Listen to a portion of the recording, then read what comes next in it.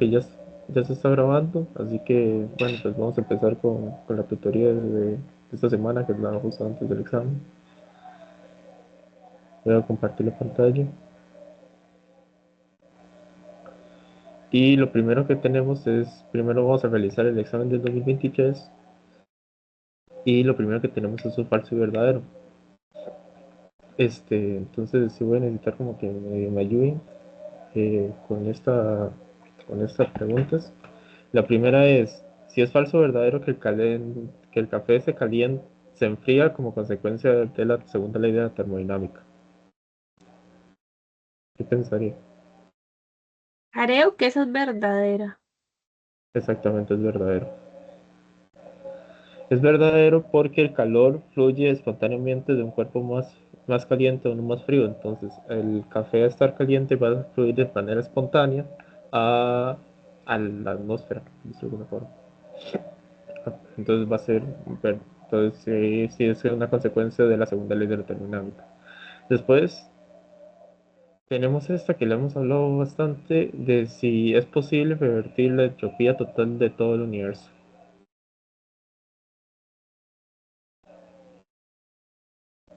Falso.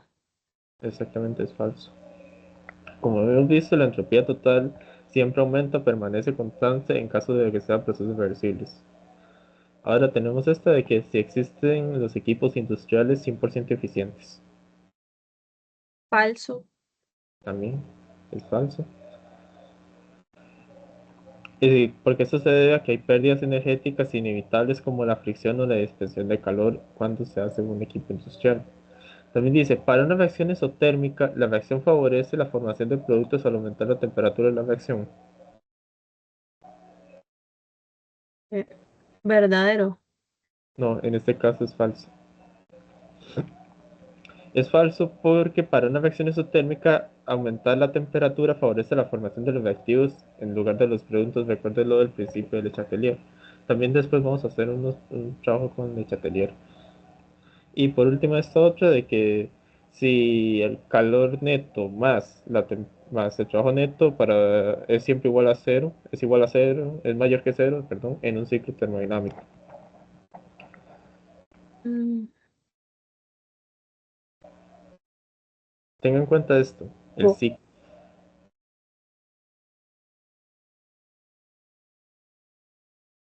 Este, Esa es. Ay, no sé. No, la verdad no sé. esto es falso. Porque al ser un ciclo termodinámico, el calor neto más el trabajo neto va a ser igual a cero. Porque la energía que ingresa va a ser la misma que va a ser que sale, digamos, como que siempre se va a mantener, digamos, la energía ingresa en un estado inicial, así que es falso. Para un ciclo, en caso del ciclo termodinámico, en este caso habría que marcar esta palabra, la voy a poner en negrita, de que al ser un ciclo, eso sería, eso sería falso. Ahora voy a ir con las preguntas de respuesta corta, donde lo primero que tenemos es qué representa la coordenada de reacción y sus unidades, y cuáles son sus unidades. Ahí hemos visto que la coordenada de reacción, aquí tenemos respuesta, es, es la medida, la coordenada de reacción es una medida que cuantifica el avance total de la reacción química en términos de moles. Específicamente representa el número de los moles del reactivo limitante que han sido consumidos o los moles del producto que han sido formados, dependiendo de cómo se defina. Y en ese caso las unidades son los moles.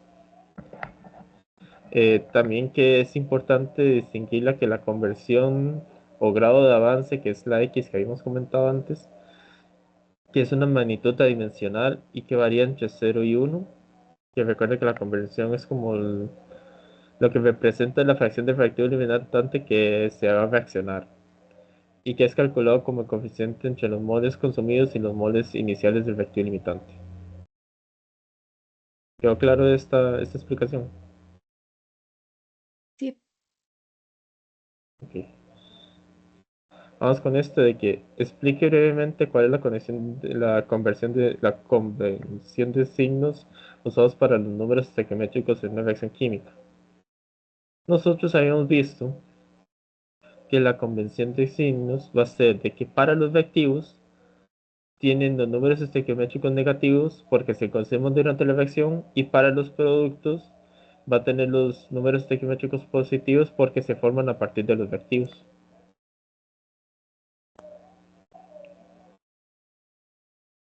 ¿Queda claro? Eso lo hemos estado haciendo Sí, bastantes veces. sí, no me acordaba de eso, la verdad. Sí, pues tengan en cuenta siempre eso. Cuando son números estequiométricos, porque va a servirles para temas de cálculos, nosotros vamos a utilizar los reactivos como números negativos y los productos como números positivos. Ahora, ¿cómo se explica que la Kp tiene unidades de presión, mientras que la K mientras que la K termodinámica es adimensional? Aquí tenemos la respuesta de que la Kp se representa en términos de presiones parciales. Ojo con eso. Por lo que las unidades van a depender de las presiones elevadas a las potencias según los coeficientes geométricos, de que ya sea de los productos o reactivos que hayan en la reacción. Y la K termodinámica se basa en las actividades, que son las razones de la propiedad actual sobre una propiedad estándar, que son magnitudes adimensionales, haciendo que K sea dimensional. También recordemos que nosotros hemos estado haciendo ejercicios en donde la K termodinámica, nosotros para que nos sean dimensionales la hemos estado dividiendo entre una presión o, bueno, sí, entre una presión principalmente estándar, o en caso también puede ser una concentración estándar de un molar o de un bar, una atmósfera. Eso es por eso que nosotros necesitamos que la K termodinámica, a basarse en actividades, necesitamos que sea adimensional. En caso de la Kp se basa en presiones parciales, entonces va a tener las unidades de la presión con la que estemos trabajando, ya sea bar, atmósferas, no sé, por decir algo, milímetros de mercurio, así. Sí queda claro también. Sí, Ahora, señala un factor que afecta o desplaza que afecta o desplaza el equilibrio de una reacción química y una que no la afecta. Quiero que ustedes me digan una opción que quieran para uno que desplaza el equilibrio de una reacción química. Recuerden el principio de Le Chatelier. Cualquiera. uno que afecta, creo que es la temperatura, y el que no la afecta, creo que era cuando había un catalizador. Exactamente. Justamente son las mismas que apunté yo.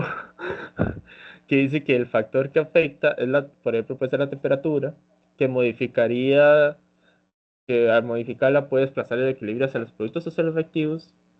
También hay otros factores como la presión, el volumen, la cantidad de reactivo, productos o inertes, dependiendo de lo que habíamos comentado. El de inertes es una dependencia, así que en un caso que les salga una pregunta así muy parecida, yo me iría más fácil como por las normales, que sea como la temperatura, la presión o así. Y una que no le afecta es la presencia del catalizador, porque a- va a causar que se acelere la reacción, sí causa que se acelere la reacción, pero al equilibrio no le causa nada. Así que, por eso. Y creo que esta es la última. Dice, si se divide cada coeficiente de reacción química reversible por dos ejemplos, si era uno y ahora es un medio, ¿cómo afecta ese valor de la K termodinámica? Acá tenemos la respuesta. Al dividir los coeficientes estequiométricos por 2, la nueva constante de equilibrio K, que esta es K', por decirlo de alguna forma, será la raíz cuadrada de la original de la original K. Matemáticamente sería K' es igual a la raíz cuadrada de K. Recuerden que las raíces cuadradas puede ser que está elevado, por ejemplo, la raíz cuadrada es que está elevado a un medio, una raíz cúbica es que está elevado a un tercio, así, ya que la expresión de K depende especialmente de los coeficientes estequiométricos. Ahora, ¿quedó claro esta? Si quieren, después los vuelvo a explicar con otras palabras. No, quedó claro. Ok. Esto puede ser, digamos, que por una cosa que puede ser el ejercicio es, ustedes ponen una reacción química, no sé, normal, por ejemplo, este, N2, por decirlo de alguna forma. Lo voy a hacer aquí un momentito. Ay, bueno, ok. este, más,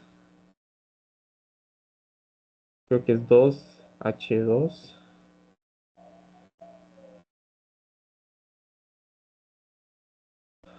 y va a formar, bueno, va a formar la reacción. Digamos que es que tendría que venir aquí, bueno, voy a poner el símbolo, creo que para aquí lo tengo, va a formar la reacción y va a formar 2NH3, si no me equivoco, NH3, sí.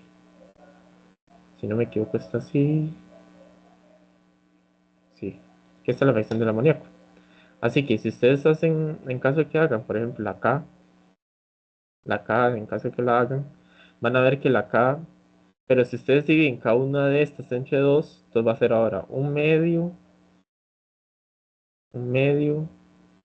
de N2 va a ser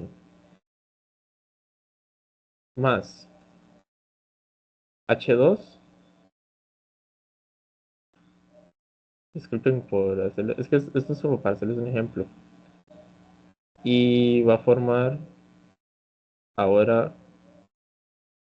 nada más así.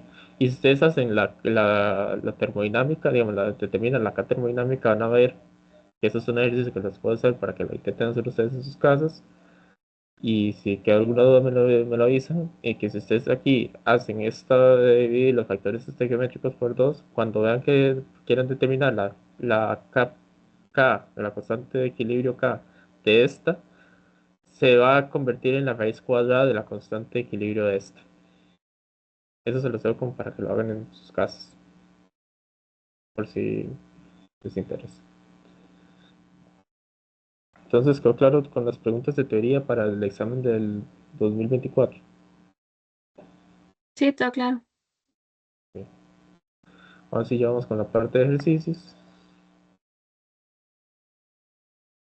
En donde del 2024, bueno, este es el primero, que dice una pieza de acero fundido con un calor específico a 0.46 kilojoules entre kilogramo por Kelvin, con un peso de 45 kilogramos y una temperatura de 455 grados Celsius, se templa con aceite con 183 kilogramos de aceite con un calor específico de 1,675 kilojoules entre kilogramo por Kelvin a 26 grados. Si no existen pérdidas de calor al exterior, ojo con esta palabra, esta frase que dice aquí, que no existen pérdidas de calor al exterior, calcula el cambio de entropía de A, el acero fundido, B, el aceite y C, del sistema considerado como un todo. Así que, ¿qué es lo primero que vamos a hacer? Bueno, vamos a determinar esto en Kelvin. Así que tenemos que la temperatura inicial estas son temperaturas iniciales, disculpe. Salió un poquito feo en la escribición, en la letra. Pero vamos a tener que la temperatura inicial del acero va a ser igual a 728,15 Kelvin y la del aceite va a ser 299,15 Kelvin. Así que, ¿qué vamos a hacer primero? Vamos a hacer primero, primera ley de la termodinámica. De, de que tenemos que delta de delta U es igual a Q más W. Recordando que en este caso vamos a suponer que estamos en un sistema aislado porque como nos dice acá, no existe pérdidas de calor al exterior, por lo que el calor es igual a cero.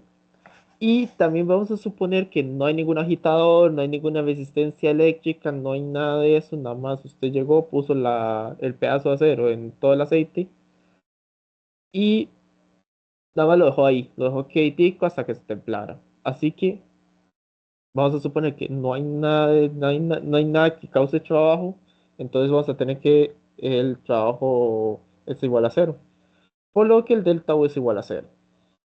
Al tener ese delta U igual a cero, vamos a tener que el delta U del acero más el delta U del aceite es igual a cero. ¿Por qué estamos realizando todo eso?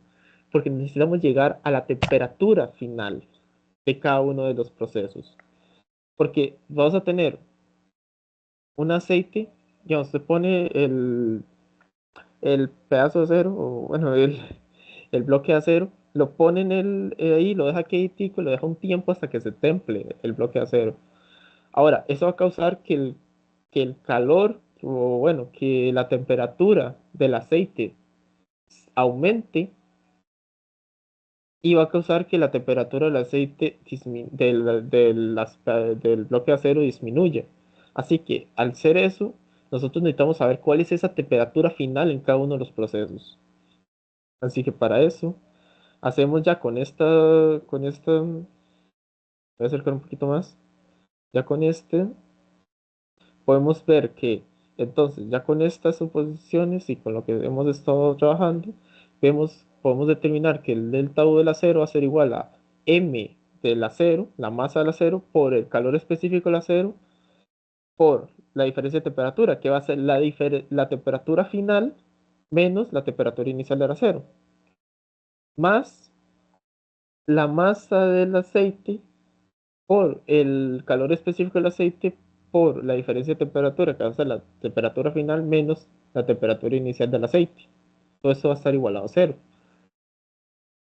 Así que de aquí vamos a sustituir datos. Está la masa del acero, que son 45 gramos. Entonces calor específico del acero, que son 0,46, por la temperatura final, que va a ser nuestra incógnita, menos la temperatura inicial del acero, más la masa del aceite, por el calor específico del aceite, por la temperatura final, bueno, o sea, está aquí, por la temperatura final menos la temperatura inicial del aceite.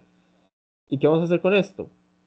Podrían intentar despejar y todo lo que eso conlleva, pero yo preferí simplemente realizarlo con la calculadora, meter todos los datos en la calculadora con estas como las incógnitas, hacerlo de chip sol y me da que la temperatura final va a ser igual a 326,29 Kelvin. Eso es todo casi que muy parecido a las cosas que se hicieron en el primer examen. Ahora, también vamos a ver, así que vamos a ver que estamos trabajando como con un proceso isobárico. También vamos a suponer eso, porque está habiendo diferencia de temperatura, pero vamos a trabajar con un proceso isobárico. O sea, se supone también que es un proceso isobárico. Así que al poder suponer que eso es un proceso isobárico, que también lo podemos ver de cierta manera. Tenemos, no puede ser un proceso diabático porque no hay cambio de trabajo. No puede ser un proceso isotérmico porque sí está habiendo diferencias de temperatura. No puede ser un proceso isocórico porque ni siquiera estamos trabajando realmente con volúmenes. Así que vamos a trabajar con un proceso isobárico. Suponiendo el proceso isobárico, recordemos que el delta S, la entropía para el proceso isobárico va a ser la masa por el calor específico por el logaritmo natural de la temperatura final entre la temperatura inicial. Sí, eso que ven ahí es una F. Perdón que no sea lo mejor posible, pero es una F. Así que ya ahora con todo esto para la parte A, que es la parte del acero, sustituimos los datos del acero en esta fórmula, que son 0,45 kilogramos por 0,46 kilojoules entre kilogramos por Kelvin por el logaritmo natural de temperatura final 326,29 Kelvin y 728,15 Kelvin. Y nos da que la entropía del acero es igual a menos 16,62 kilojoules entre Kelvin. ¿Ok?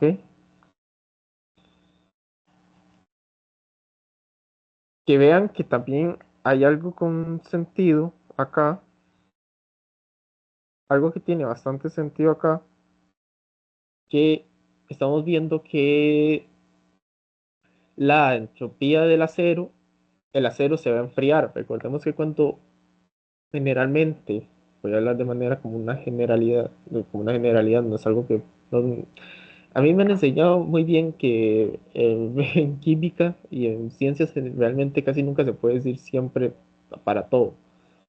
Así que generalmente cuando algo se enfría, su entropía va a disminuir, porque va a pasar de un proceso más desordenado a un proceso más ordenado.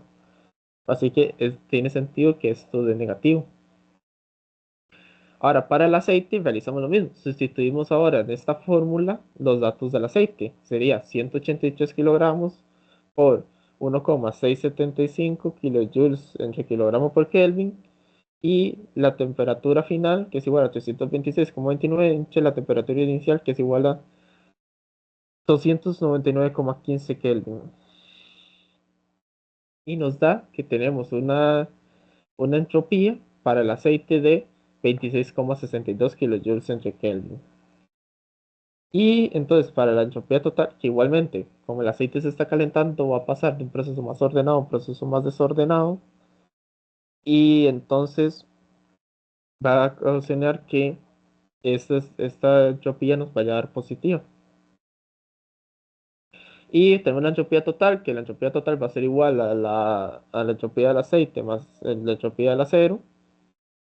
Sustituimos los valores. Yo los sustituyo de esta manera como para el términos de que no lo puede hacer así, para el términos de las unidades, donde esta es la entropía del acero más la entropía del aceite, y nos da que la entropía total del sistema es igual a 10 kilojoules entre Kelvin.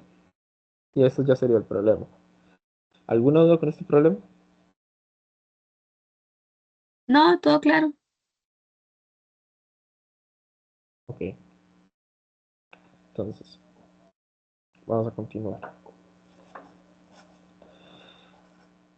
Aquí dice algo. Aquí vamos con el siguiente problema. Dice que vamos a realizar un total de, si no me equivoco, un total de, son 3 del primer examen. Para que lo tengan en cuenta, vamos a realizar 3 problemas del primer examen. Y vamos a realizar el segundo examen, eran 6 problemas. Vamos a realizar un total de 10 problemas en esa tutoría. Aquí el siguiente problema lo que nos dice es que una máquina térmica opera entre 100 grados, entre 100 Kelvin y 227,15 Celsius. Ahora, nos preguntan, ¿cuál es la eficiencia máxima de la máquina? Nos pregunta también, ¿cuál es el trabajo máximo que puede realizar por cada 100 kilojoules de calor que se suministra al foco térmico caliente? Y tiene sentido construir esta máquina térmica. Así que tenemos que el foco caliente y que el foco frío es igual a 100 Kelvin. O sea, eso no tenemos que hacer nada. Pero el foco caliente sí necesitamos determinar cuál sería su temperatura en Kelvin, que nada más utilizamos la conversión que ya hemos visto muchas veces y que nos da que es igual a 500,30 Kelvin. Así que, ¿qué vamos a hacer para determinar la eficiencia? Esta fórmula. Que la eficiencia, recuerden que yo la escribo de esta manera, yo creo que ustedes la escriben de otra forma, pero básicamente la eficiencia es igual a uno menos la división entre la temperatura frío entre la temperatura caliente. Así que tenemos que la eficiencia es igual a uno menos 100 Kelvin entre 500,30 Kelvin. Y vemos que tenemos una eficiencia de 0,80, que es igual a un 80%. Hasta aquí todo claro. Sí, Ok.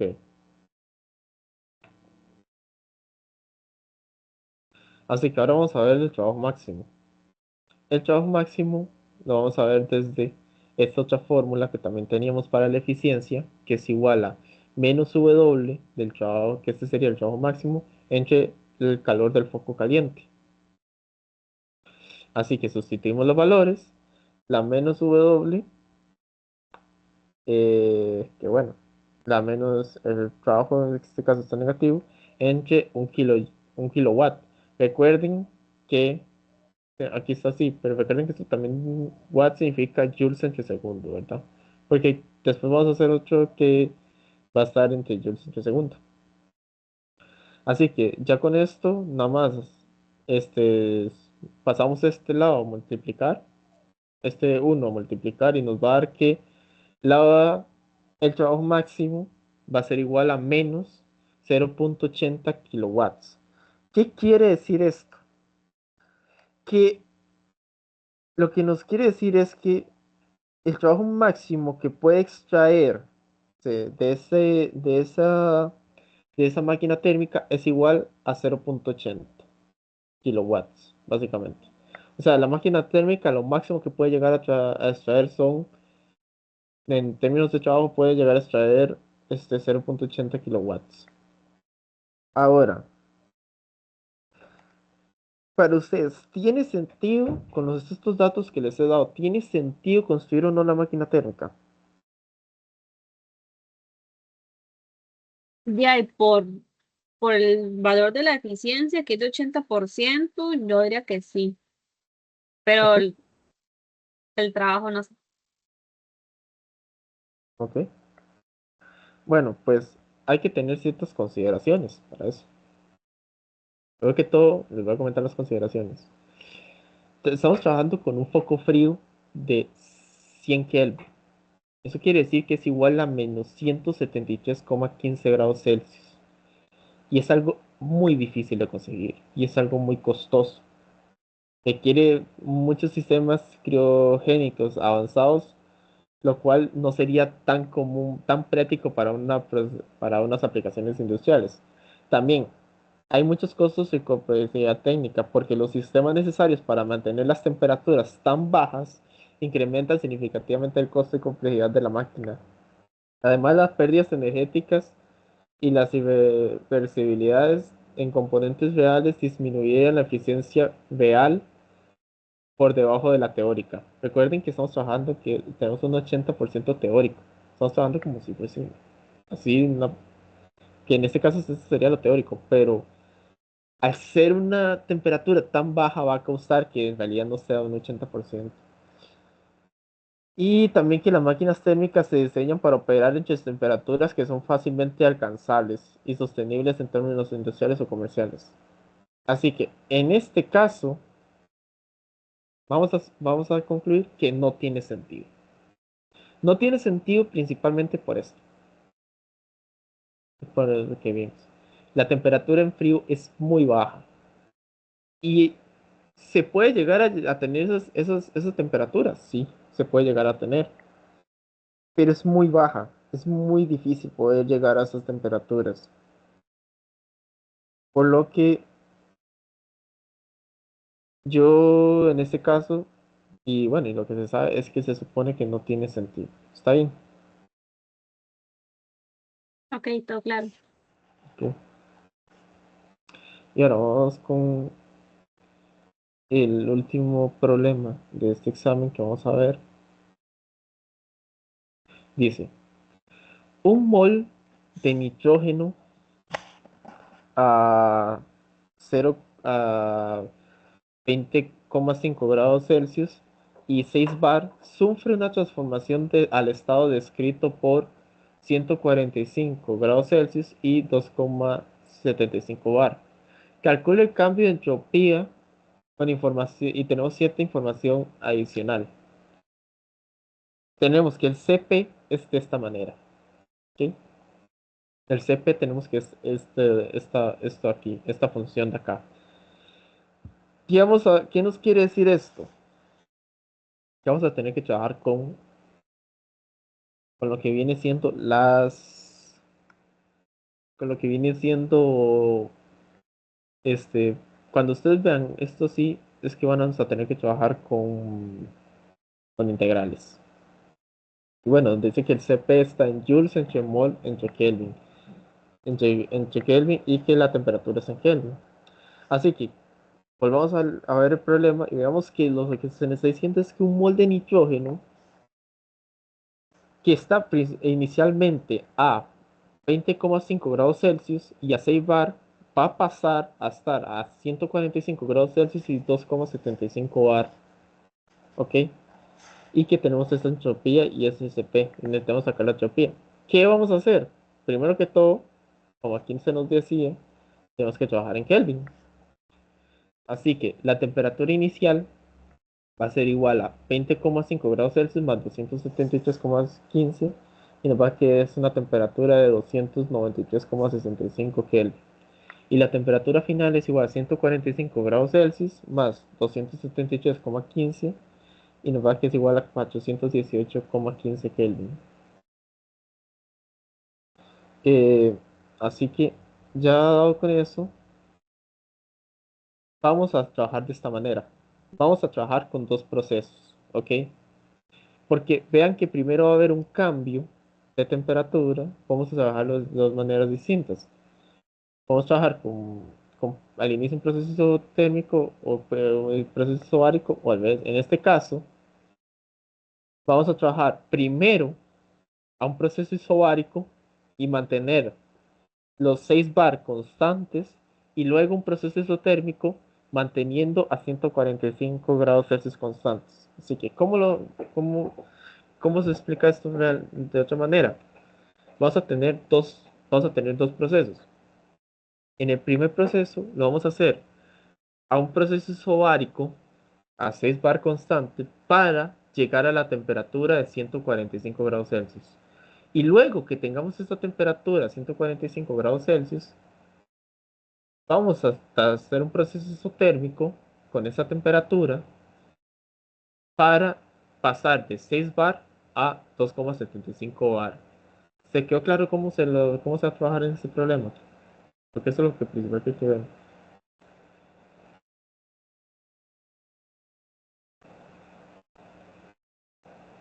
¿O quedó alguna duda con eso?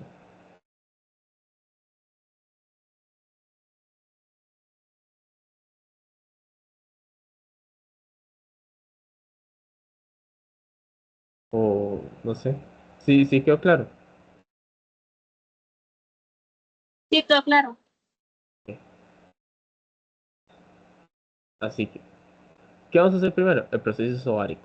¿Cuál es la entropía? Y lo vamos a determinar como un delta S1. ¿Cuál es la entropía de un proceso isobárico? Es igual a los moles por la integral de T1 de T1 a T2 de Cp entre la temperatura de T. ¿Ok? ¿Qué vamos a hacer? Sustituir los valores que tenemos. Así que el proceso isobárico va a ser igual a delta S1, va a ser igual a un mol de la temperatura inicial, que va a ser el 293,65, a la temperatura final, que es igual a 418,15. Y sustituimos esta fórmula SP, esta que nos dan acá, esta que se nos dice aquí, la sustituimos en la parte de arriba. La sustituimos acá y lo dividimos entre T, porque así es como viene la fórmula. Así que a la hora de hacer eso, lo podemos resolver con calculadora, que fue lo que yo hice. Yo resolví la integral con calculadora. En este caso, vean que es un módulo que está multiplicando, así que esto no va a afectar. Pueden resolver directamente la integral.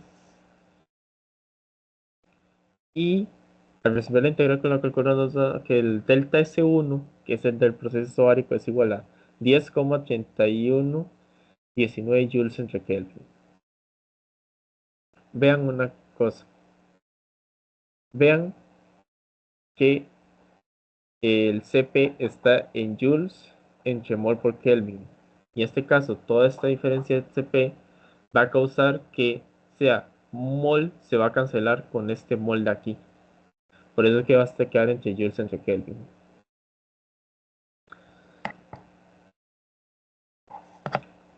Y ahora hacemos para el proceso isotérmico, que para un proceso isotérmico que lo vamos a definir como un delta S2 va a ser igual a menos N por R por el logaritmo natural de la presión 2 entre la presión 1. Entonces sustituimos los valores, que es igual a menos un mol por el valor de R, que es igual a 8,314 joules entre mol por Kelvin, y, por multiplicado por el logaritmo de las temperaturas, pues de las presiones, perdón. Esta sería la presión a la que estamos llegando, la presión 2 entre la presión 1. Y ya con esto determinamos que la entropía 2 es igual a 6,4862 joules entre Kelvin. Y también podemos determinar una entropía total, que es igual a la entropía del proceso 1, que es el proceso isobárico, más la entropía del proceso 2, que es el proceso isotérmico. Y realizamos la suma, sustituyendo los valores y nos da que la entropía total es de, es de 10, eso es un 16, perdón. Ahora que me pongo a ver, eso es un 16. Pero lo escribí mal, disculpen. Pero si no, lo podemos hacer también ahora mismo.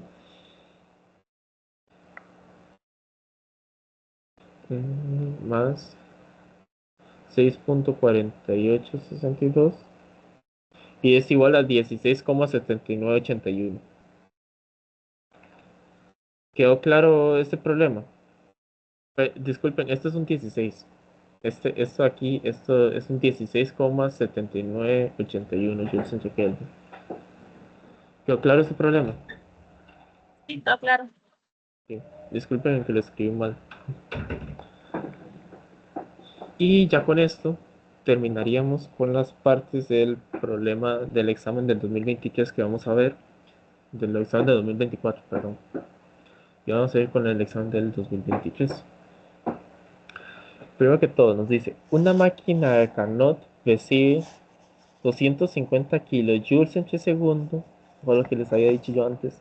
Recuerden que un watt es igual a un joules entre segundo, así que sería 250 kilowatts de calor en un reservorio térmico mm, a 525 grados Celsius y entrega un calor a un reservorio térmico a 50 grados Celsius. Es decir, la fuente caliente va a tener este calor y entrega ese calor a una fuente fría, a un foco térmico frío. Este, calcula la potencia que puede entregar esta máquina térmica y el flujo de calor que es entregado al reservorio frío. Así que, primero que todo, lo mismo, pasar de Celsius a Kelvin. Así que 50 más 273,15 nos va a dar que es igual a 323,15 Kelvin.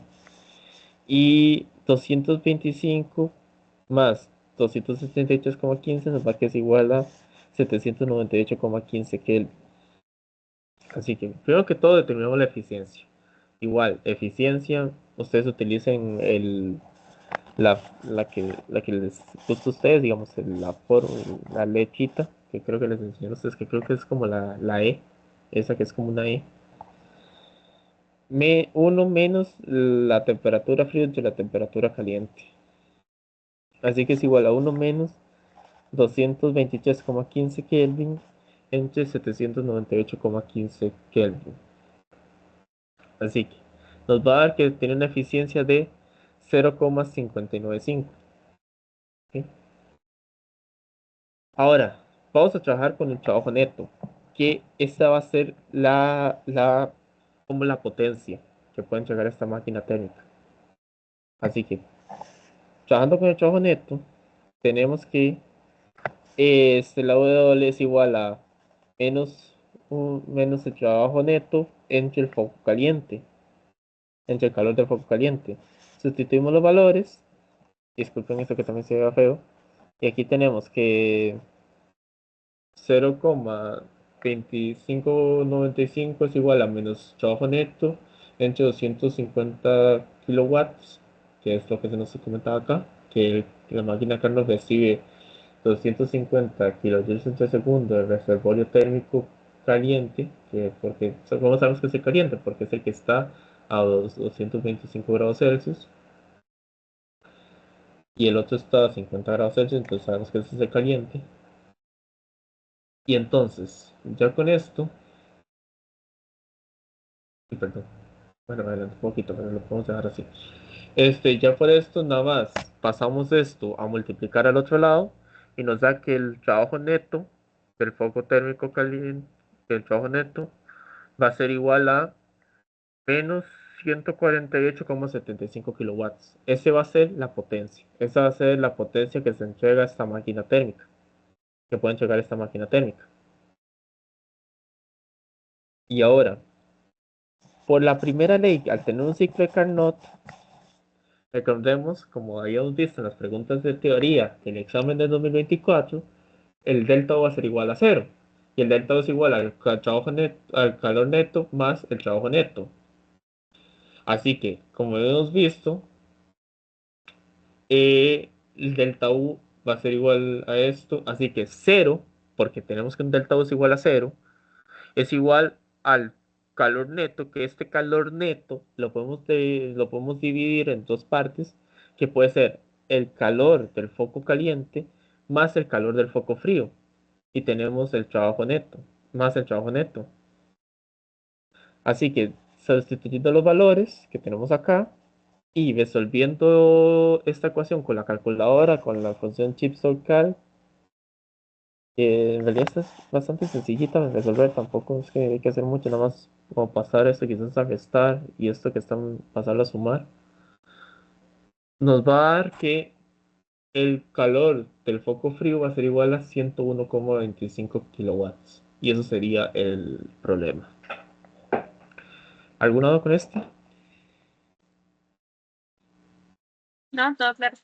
Ok, algo que quiero que les quede como de vista, que vean bien. eh, en los dos exámenes pasados, 2023 y 2024, vino una pregunta máquina de Carnot. En ambos. No debería de ser así necesariamente, ¿ok? No necesariamente debería ser así.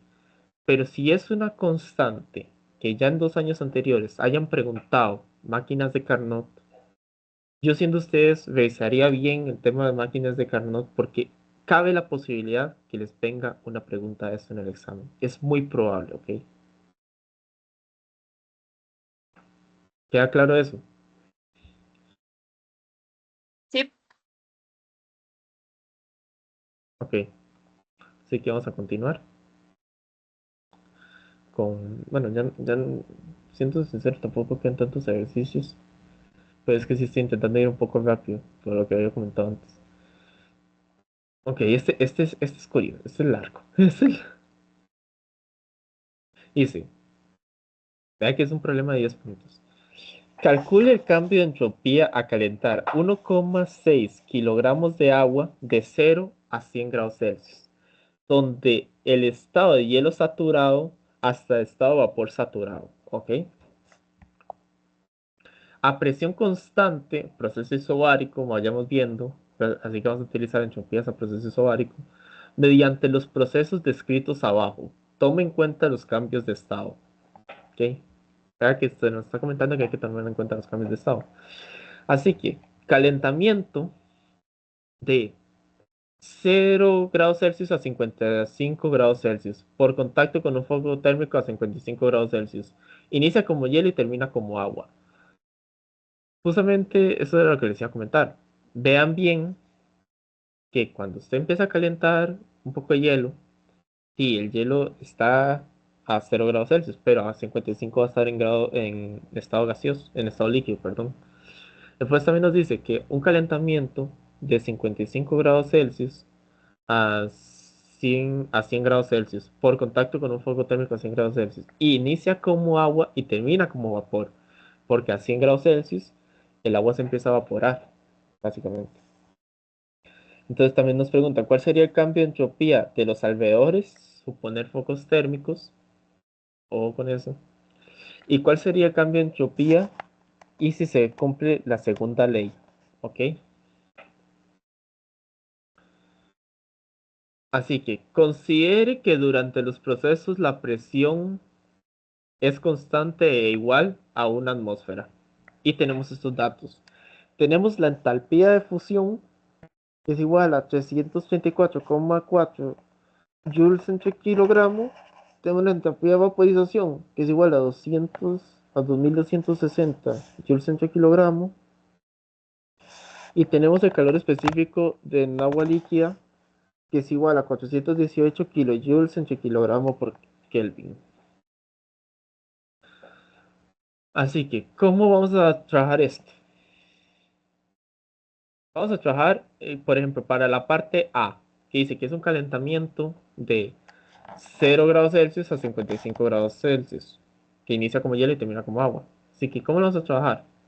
Aquí también estoy anotando ciertos datos que nos van a servir después, porque vamos a tener Primero, una temperatura inicial a 0 grados Celsius, después una segunda temperatura que es igual a 55 grados Celsius y una tercera temperatura que es igual a 100 grados Celsius.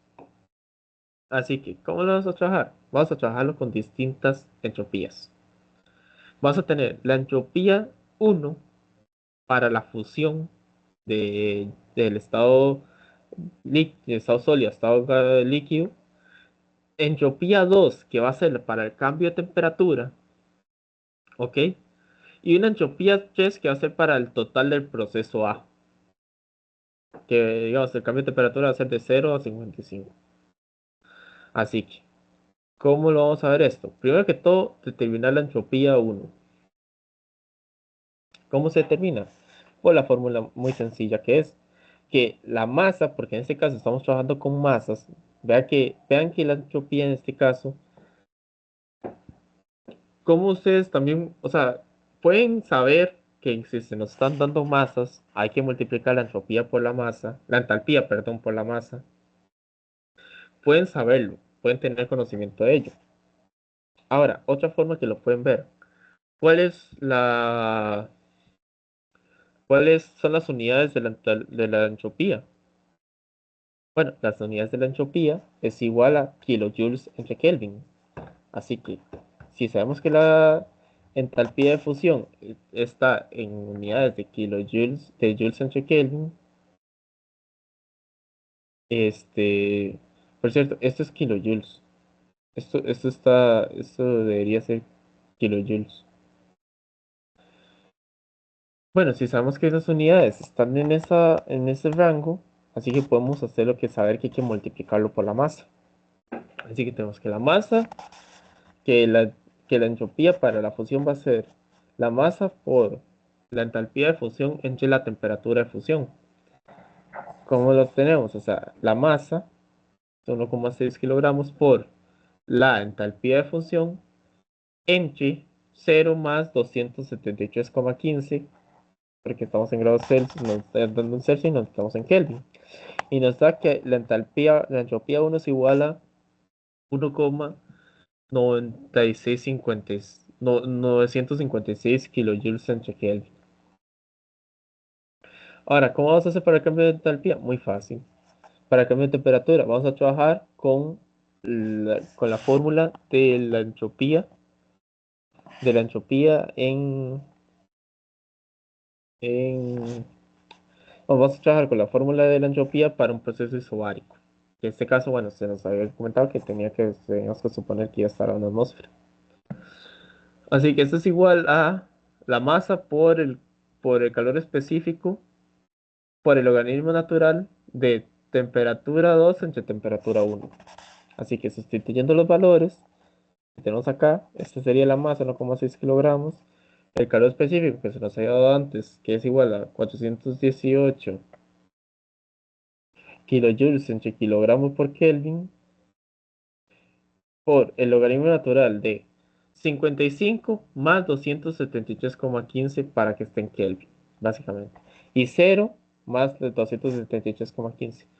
Pude haber hecho la suma aquí, nada más poner los valores también. O sea, lo prefería hacer así para que vean que también, en un caso de que quizás se les olvida haber anotado antes cuál era la temperatura inicial, eso sí, directamente cuando escriban en la fórmula, pueden ponerlo de esta manera, de que son 55 más 273,15 y 0 más 273,15, porque esta sería la temperatura 2 y esta sería la temperatura 1. Y nos va a dar un cambio de entropía de 1,2227 kilojoules entre Kelvin. Y bueno, vamos a tener la entropía 3, que es la total del proceso A, que es igual a delta S2 más delta S1. Así que sustituimos los valores y nos da que una entropía total del proceso A que es igual a 3,183 kilojoules entre Kelvin. ¿Alguna duda con esta parte del proceso A? No, Sí. Ay, espérame un momento.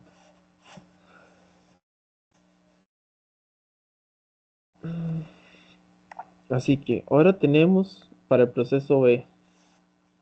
¿Qué teníamos en el proceso B? Primero teníamos un calentamiento de 55 grados Celsius a 100 grados Celsius por contacto con un fuego térmico a 100 grados Celsius. Inicia como agua y termina como vapor. ¿Ok?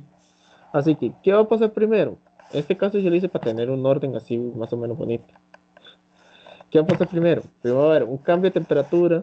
¿Qué va a pasar en este paso?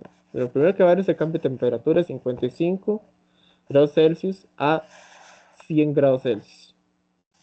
Después va a estar la vaporización y después vamos a tener una entropía total de todo el sistema B. Así que, ¿cómo vamos a hacer el cambio de entropía del cambio de temperatura? La entropía del cambio de temperatura va a ser igual a lo mismo, la misma fórmula que habíamos visto anteriormente. MCP, pero esta vez por el logaritmo natural de T2 entre T1. Porque recuerde que esto es temperatura final entre temperatura inicial. Y en este caso la temperatura inicial va a ser 55 grados Celsius y la temperatura final va a ser 100 grados Celsius. Así que va a ser entre T3 y T2. Y sustituimos los valores, que nos dice que es igual a 1,6 kilogramos por 418 kilojoules entre kilogramo por Kelvin. Y igual, como lo habíamos visto antes, va a ser, la temperatura final va a ser igual a 100 más 273. Aquí falta un chess, que es que cuando lo escribí mal y después se me olvidó volver a poner 273,15 Kelvin. Discúlpenme en eso también. eh, y 55 más 273,15 Kelvin. Discúlpenme en esto, recuerden que es 273,15, ¿verdad? Aquí nada más me faltó escribir el 3, porque se me olvidó, discúlpenme. Y nos da que la entropía del cambio de temperatura va a ser igual a 0,859 kilojoules entre Kelvin. Ahora, para el proceso 5 va a ser algo muy parecido a la parte de fusión, pero en este caso con vaporización, que vamos a tener la masa por el delta H de vaporización entre la temperatura de vaporización, que es igual entonces a 1,6 kilogramos por 2260 kilojoules entre kilogramo entre 100 más 273,15 Kelvin, porque eso tiene que estar en Kelvin, y nos da que la entropía, en este caso vaporización, es igual a 9,690 kilojoules entre Kelvin. Y hacemos la entropía para el proceso 6, que es igual entonces a la entropía de la parte de cambio de temperatura más la entropía de la vaporización. Sustituimos los valores y nos da una entropía de 10,549 kilojoules entre Kelvin. ¿Todo claro? Sí, Ok. Así que ahora vamos a ver a la parte C, que es la del cambio de sistema, como se nos decía acá. Ah, no. Ah, no.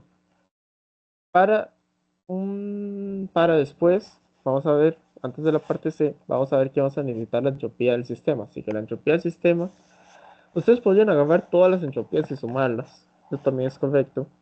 Bueno, la entropía de vaporización, de cambio de temperatura, la vaporización y la de fusión y la de cambio de temperaturas. Y sumarlas. También lo pueden hacer de esa manera. Lo más sencillo es, ustedes ya tienen las entropías de los dos distintos procesos que se realizaron. Así que ustedes, el cambio de la entropía del sistema va a ser igual a la entropía Hess, que es el cambio, la entropía de su total del sistema A, más la entropía 6, que es igual a la entropía del sistema B. Así que después de sustituir los valores, nos da que es una entropía total del sistema de 13,732 kilojoules entre Kelvin. ¿Alguna duda con eso? Con toda esta parte por el momento. no, todo bien. Ok. Así que, y ahora sí vamos a ir a la parte C.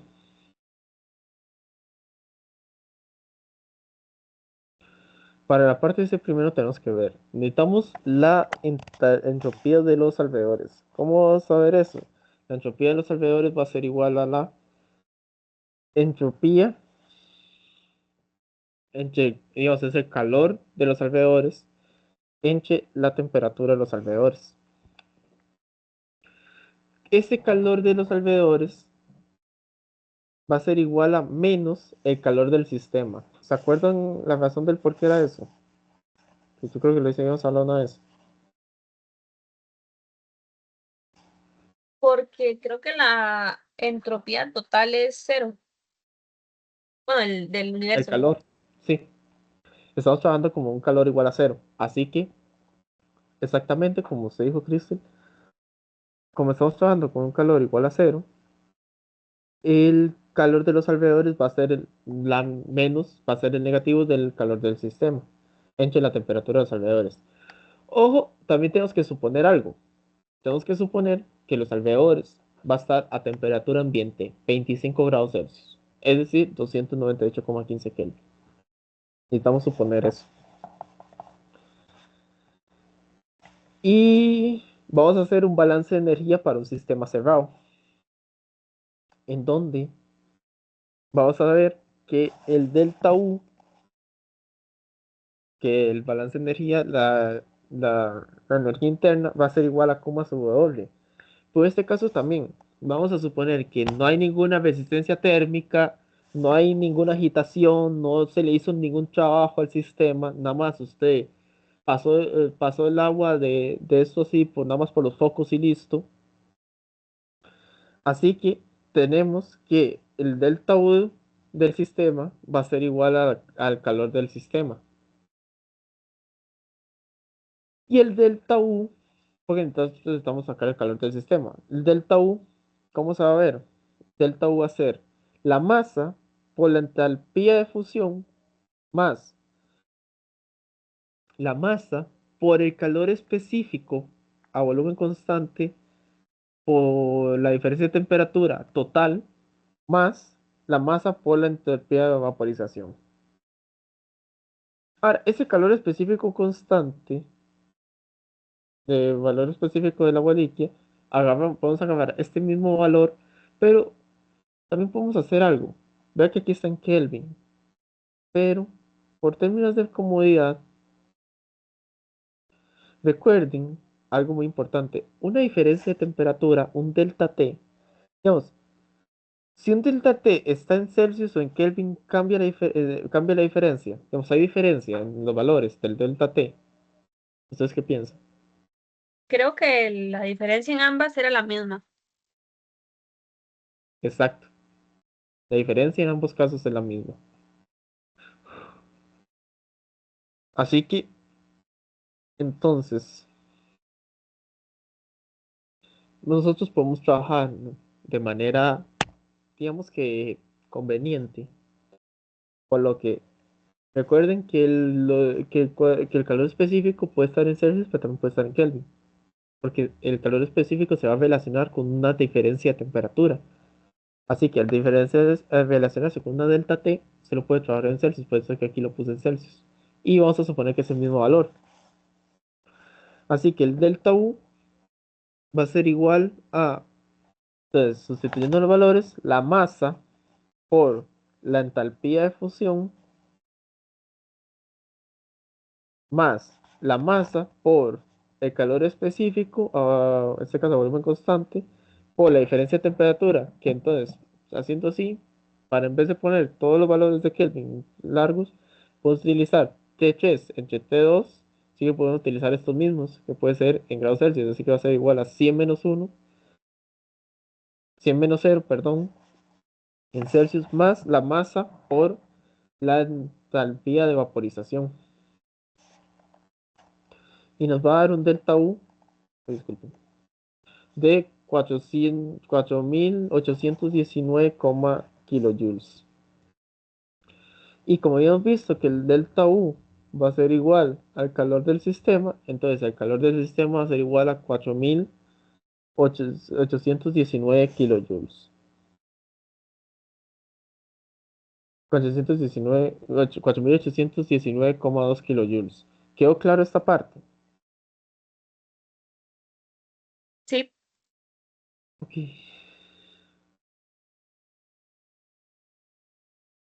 Así que,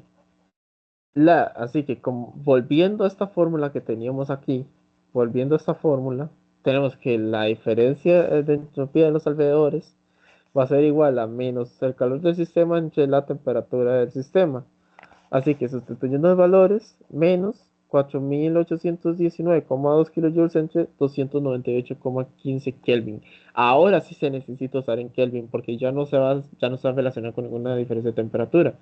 Y vemos que, recordando que la temperatura de los alrededores se supone que debe ser la temperatura ambiente, que es igual a 25 grados. O en este caso 298,15 Kelvin.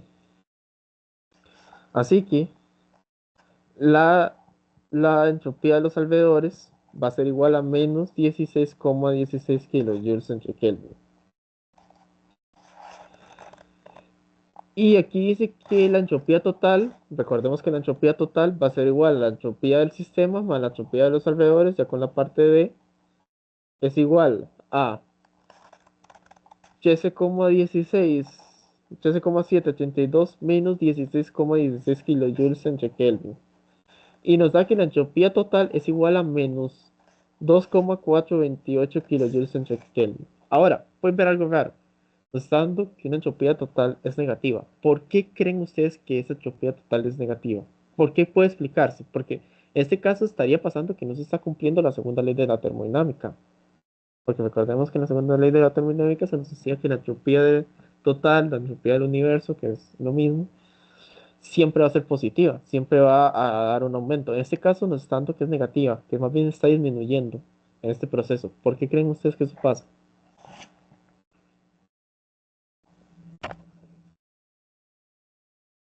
La verdad no sé. Voy a volver al problema.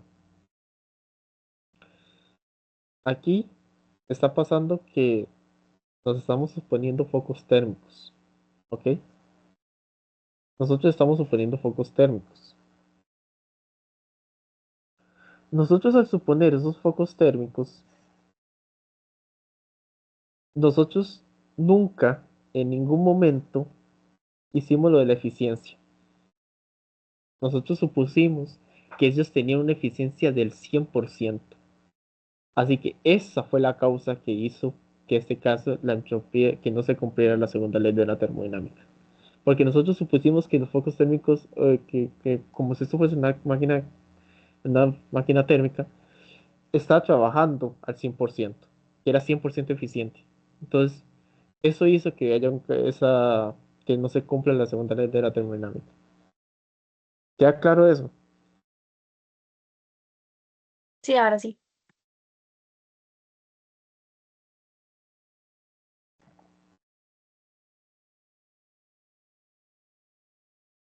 Ok. Vamos con el siguiente problema. Y ahora sí necesito su ayuda. Vamos a hacer principio de Le Chatelier. Tenemos esta reacción, ojo, endotérmica. Esta reacción endotérmica. Así que voy a necesitar que me indiquen qué pasa si en un caso de estos, qué pasaría si yo agregamos CO. Vean la reacción que tenemos aquí. ¿Qué pasaría? ¿A dónde va a avanzar la reacción si yo le agrego monóxido de carbono? A los productos. No. Ah, bueno, sí. En este caso, para avanzar hacia los productos.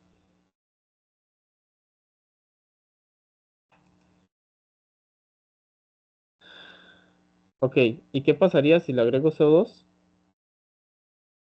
A los reactivos. Ok, discúlpeme un pequeño momento. Discúlpeme un momento. Sí, espérame un momento.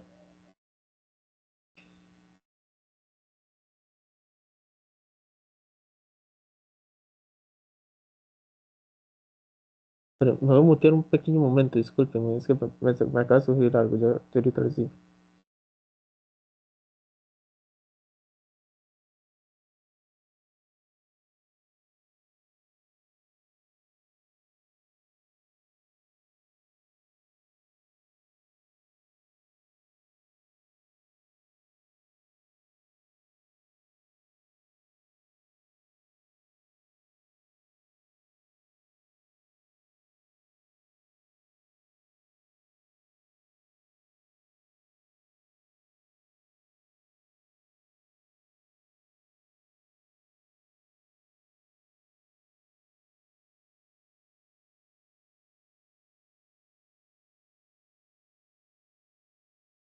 Ok, ahora sí, con el CO, usted me dijo que los reactivos, ¿verdad? Sí, Sí, sí. Ahora, ¿qué pasa si le agregamos carbón? igual los reactivos.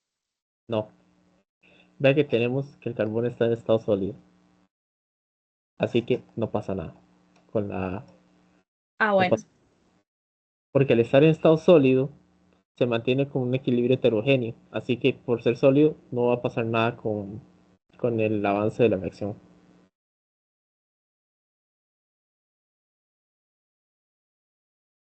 ¿Qué pasa si le aumentamos la temperatura? A los reactivos. Exacto. Recordemos que es una reacción endotérmica y cuando en una reacción endotérmica le aumentamos la temperatura, la reacción avanza hacia los reactivos. Si le aumentamos la presión, A los productos. exacto. Hay que lo escribir. ¿Y qué pasa si le añadimos un catalizador? No pasa nada, solo que la reacción se da más rápido. Exactamente, no pasa nada. Ya dominan bien esto al principio del chatelier. Así que, continuando, ese sería el siguiente, ese era el problema 3. Vamos con el problema 4 y el último que vamos a ver hoy, porque bueno, como ya les había comentado a ustedes, yo tenía otros problemas más de estos exámenes, pero este Guillermo me comentó que uno de los iban a hacer en clases. Así que, y por eso entonces, y que algunos no les hiciera porque es muy probable que no les vaya a entrar así parecido en el examen. Así que vamos con este problema 4 y ya sería el último que haríamos por hoy. Y ya sería como la práctica de estos dos últimos exámenes. ¿Está bien? Ok, Y también que, bueno, después les explico por qué he tenido que ir un poco más rápido de lo normal, porque sí quería para darme un poco más, pero he tenido que ir un poco más rápido de lo normal porque de aquí, bueno, tengo que hacer algo. Así que dice, el humo, el negro de humo se produce por la descomposición del metano. Que, bueno, creo que es el humo negro, en realidad, no sé por qué lo escribieron de esa manera. Se produce por la descomposición del metano, una descomposición completa. La reacción se lleva a cabo en el equilibrio a presión constante de 1,5 bar y temperatura constante a 650 grados Celsius.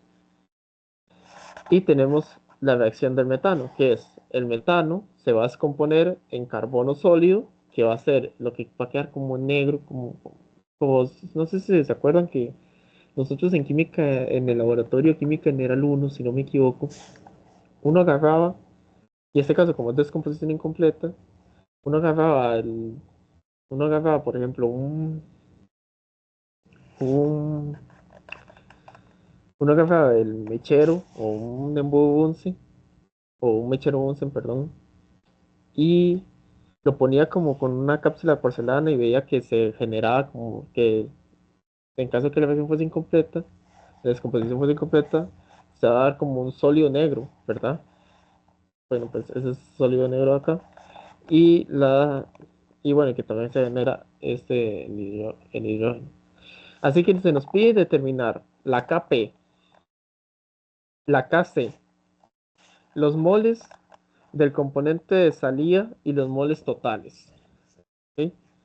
Las fracciones molares en equilibrio en función de E. Ok, entonces aquí se nos está pidiendo directamente en función de E, así que vamos a trabajar con lo que viene siendo la coordenada de reacción, como ya les he venido explicando. La fracción o porcentaje del metano que se descompone, porque como ya les dije antes, estamos hablando de una descomposición incompleta. Así que vamos a ver la fracción y calcular el delta G de reacción de la temperatura en equilibrio. ¿Qué datos tenemos? Y suposiciones. Tenemos que la constante K de equilibrio es igual a 0,214. Vamos a suponer que hay gases ideales y que vamos a suponer una P0 recordemos que vamos a trabajar con P0, que es como esa presión que hace para que esto sea de manera medicinal de un bar, y la constante F va a ser igual a 0,0883,1444 litros por bar entre mol por Kelvin. Así que, ¿qué vamos a hacer primero? La parte A. Se nos pedía sacar a KP. Ahora, podemos ver que aquí lo tenemos esto en gases. Ya lo tenemos en gases. Así que, ¿qué podemos suponer? Que la KP, la K es igual a la KP. Así que la KP, disculpe. Así que la KP va a ser igual a 0,214 bar. ¿Quedó claro? ¿Lo puedo explicar otra vez, porfa? Me perdí un toque. Ok, nosotros aquí estamos trabajando con una. Estamos trabajando a presión constante. ¿Ok? Estamos trabajando con una presión constante. Y estamos trabajando con gases.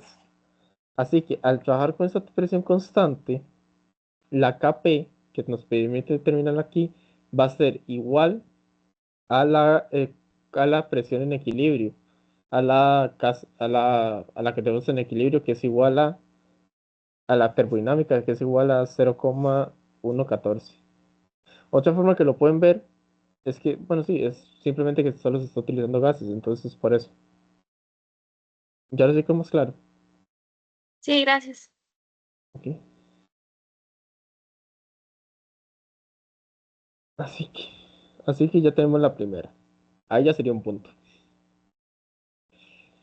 La Kc, recordemos esta relación, de que Kc es igual a Kp por 1 entre Ft por el delta V este.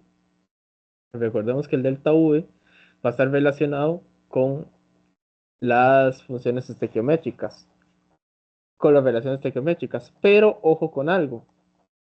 Nosotros, la relación estequiométrica del sólido, al ser algo heterogéneo, no nos va a afectar. El sólido no nos va a afectar para esta parte.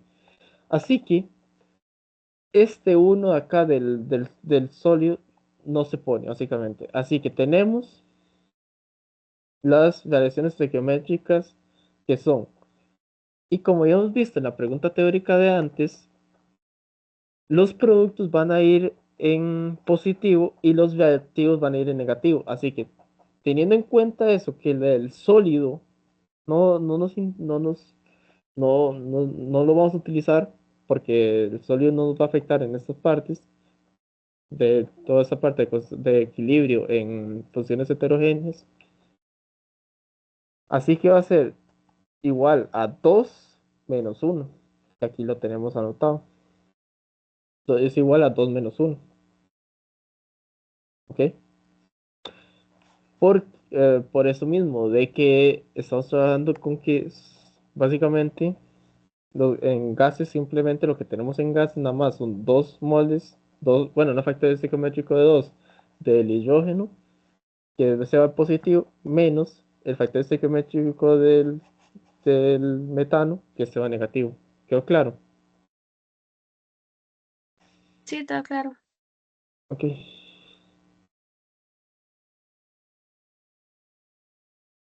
Así que ya con esa parte del delta V, uy, perdón, ya con esta parte del delta V, podemos determinar la Kc con esa fórmula que habíamos visto.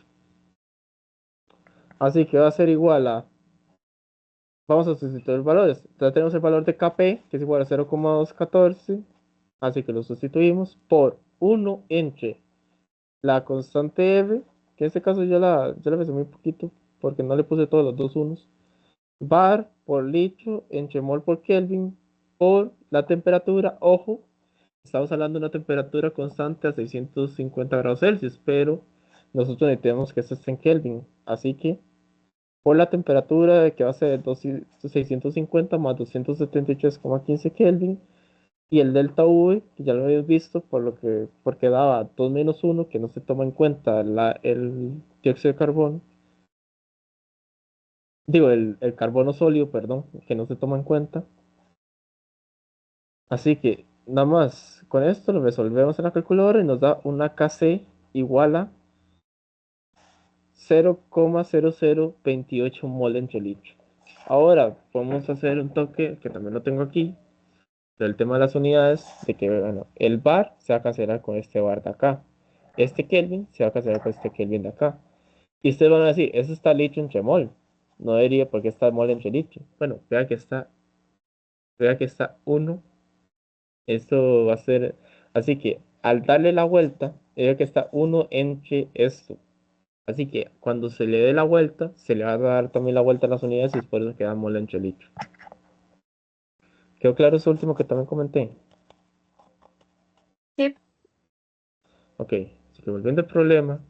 Entonces ahora calcule cada, cada componente de salida y los moles totales. ¿Qué vamos a hacer? Lo que hemos visto, hemos estado haciendo.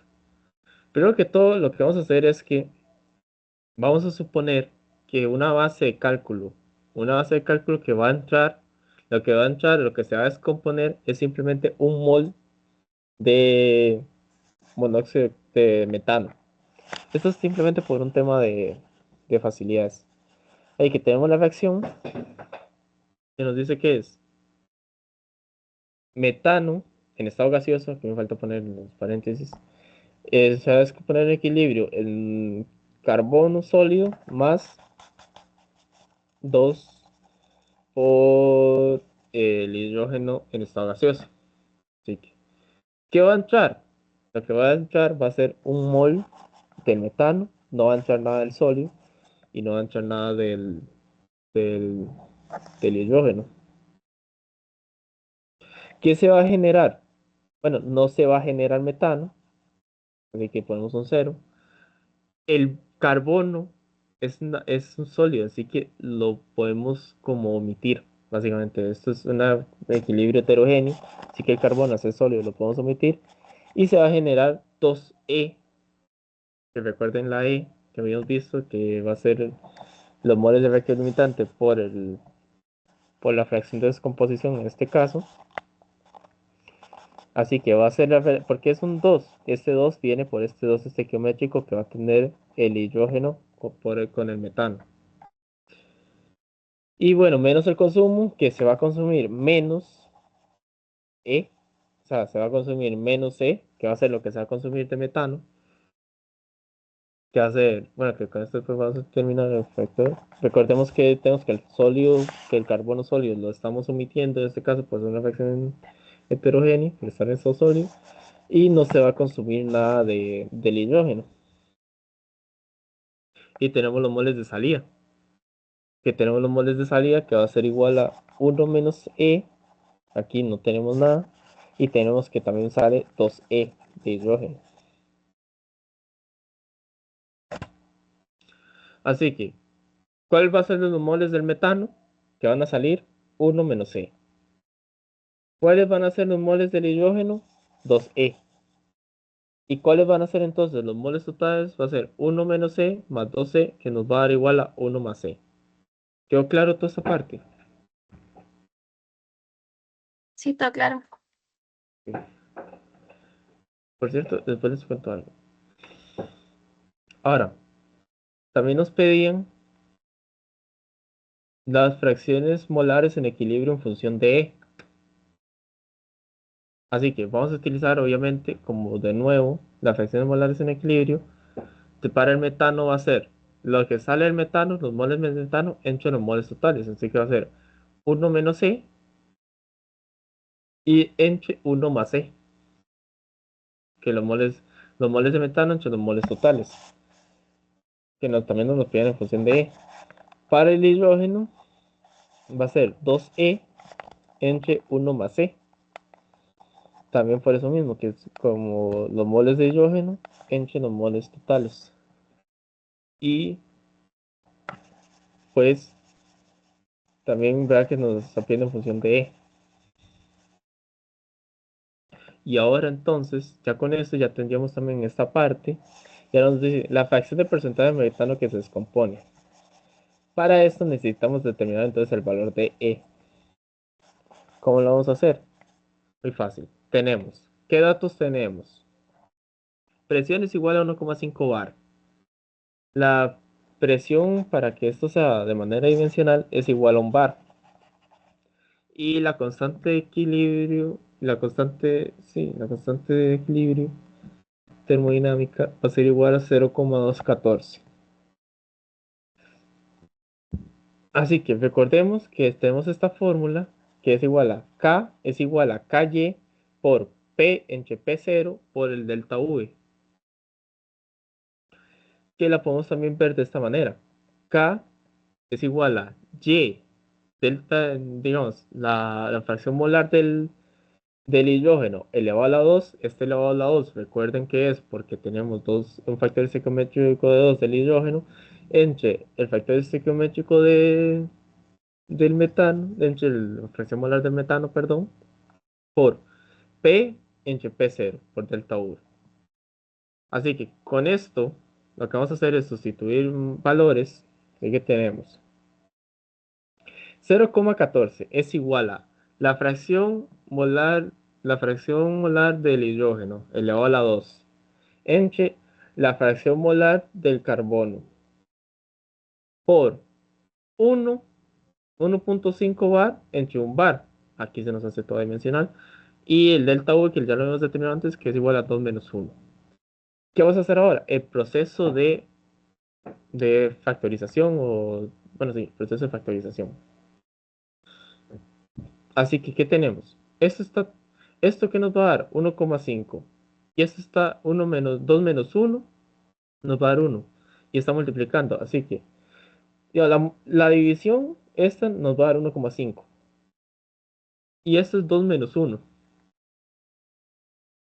Así que nos va a dar 1. Así que pasamos el 1,5 a dividir al otro lado. Vamos a hacer eso directamente. Ahora, ¿qué se hizo acá? Acá lo que se hizo fue, recuerden que esto funciona muy de que aquí lo que se hizo fue un tema de que cómo salió este 4e entre 1 menos e más 1 más e. Esto es un tema de que este 2 pasó a elevar, recuerden que una fracción cuando está elevado a la 2, o en este caso, por ejemplo, va a elevar a todo esto a la 2 y va a elevar todo esto a la 2. Y haciendo ciertos temas de factorización, nos va a dar que esto es igual a 4 a la 2 entre 1 menos c, entre 1 menos c más 1 más c. Ahora, yo quería, ¿por qué no les puse todo el tema de factorización? Toda la factorización así. Porque también me gustaría que ustedes, estar cerca del examen, lo hagan. Me gustaría que ustedes practiquen esos temas porque puede ser que les toque hacer algo así parecido en el examen. Así que me gustaría que ustedes lo practiquen y si en caso cuando ya lo tengan, me lo envían a mí, me lo pueden enviar a mí. O si tienen alguna duda con el tema de factorización, me lo pueden mandar y yo se las reviso si quieren. ¿Está bien que lo hagamos de esa manera?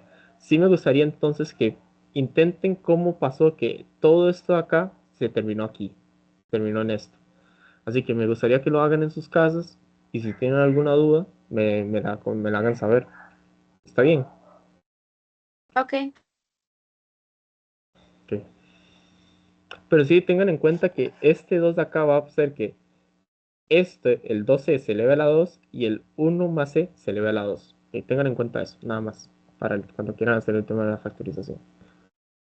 Bueno, factorización, la simplificación, mejor dicho. Bueno, aquí lo que se hizo fue que esto nada más se dividió, el 0,214 se dividió entre el 1,5 y nos dio 0,1427 es igual a lo que ya tenemos antes, 4 a la 2. Y también también porque esto es igual a 1 más 1 menos c a la 2. También, aquí también lo simplifiqué de esta manera. También me gustaría que ustedes en sus casas lo hagan y que cuando ya lo tengan me lo hagan saber y si tienen alguna duda me lo avisen y yo se los comunico. Porque si es necesario, porque ustedes ya están cerca del examen, entonces sí es como necesario que lo vayan viendo.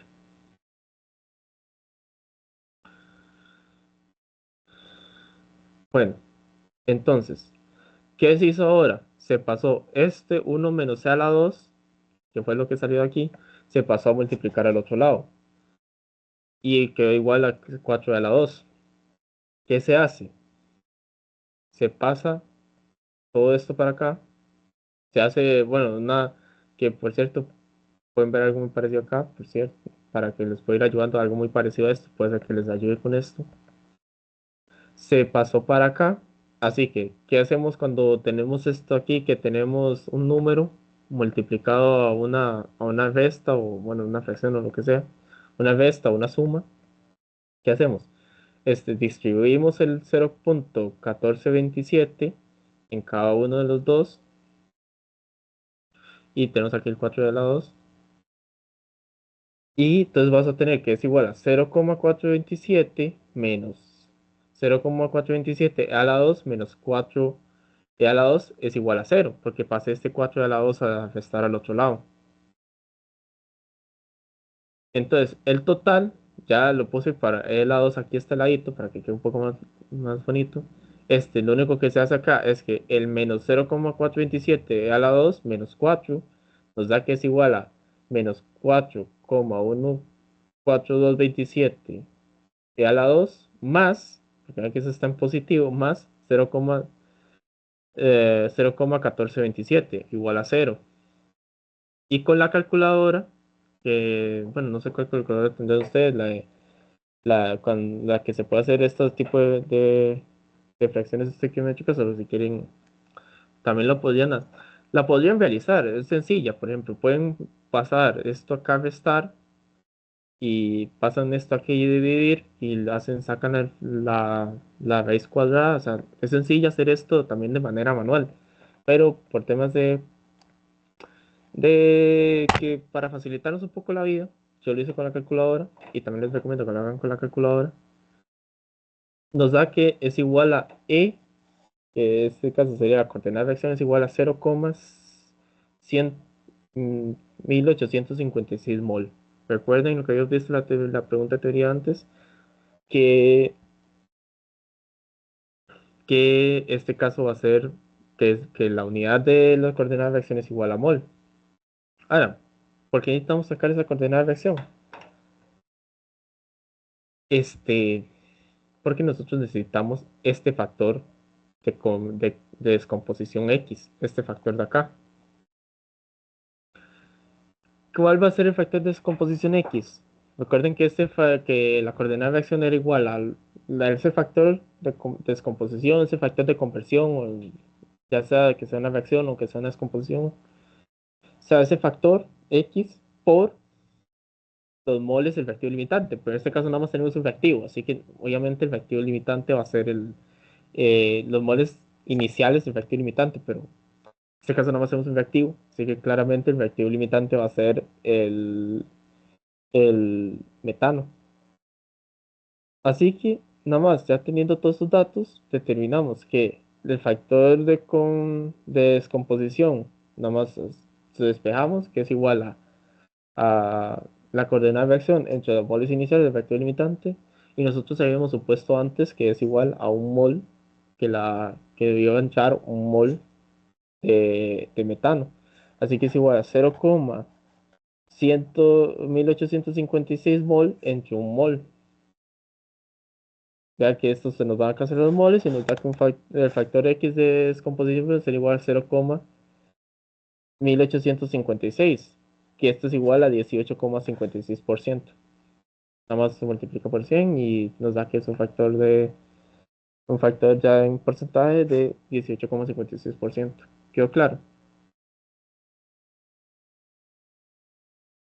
Sí, Ok. Ahora, pueden ver algo también. Ustedes aquí tienen el valor de E. Pueden utilizar este valor de E para querer poner números a todo esto de acá. Yo no lo vi necesario, pero si yo fuese ustedes en el examen, si quisiera asegurarme, yo agarraría entonces los valores ya con el valor de E. Entonces, haría que uno menos 0,186 perdón. Así que los moles de metano va a ser uno menos 0,18656. Los moles de hidrógeno va a ser igual a 2 por 0,186. Y los moles totales, nada más la suma. Sustituiré para poner números a todo esto. Yo no lo vi necesario, pero si ustedes quieren hacerlo y en un caso de un examen que quizás tengan dudas en si está bien o no, lo pueden hacer. Ok. Y por último tenemos la parte F, que se nos pedía determinar este, el delta G de reacción, la energía libre de Gibbs de reacción en equilibrio. Y recordemos que tenemos esta fórmula, que la hemos visto ya muchas veces, que es igual a logaritmo natural de K es igual a menos delta G en equilibrio entre R por T. Así que sustituimos los valores. Tenemos que el logaritmo natural de K es igual a el logaritmo natural de 0,214. Es igual a menos, este menos de aquí, delta GR, delta G de la reacción, entre la constante R de gases, que va a ser igual a 8,314 joules entre mol por Kelvin, por, por, bueno, en este caso recuerden que estos son los 650, la temperatura, que en este caso son 650, pero en este caso está en Celsius, entonces hay que sumarle los 273,15 para que esté en Kelvin. Si ustedes, porque también, como les comunico, a veces a uno se le olvida hacer eso al inicio del problema, entonces lo pueden hacerlo también directamente desde acá. Y con la calculadora, yo también lo hice con la calculadora, con la función de chip-sol, determinamos que el delta G de reacción va a ser igual a 11.833 joules entre mol. Y eso sería todo lo que sería este problema. No sé si tienen alguna duda. Todo claro. Ok. Así que voy a dejar de compartir porque eso, y como me comentó el profe que iban a hacer algunas cosas en clase y, y que no hubiera ciertos problemas por los temas de que si quizás son diferentes a como se ha visto en la materia, entonces esos serían nada más los problemas que vamos a hacer por el día de hoy. Entonces voy a dejar de compartir.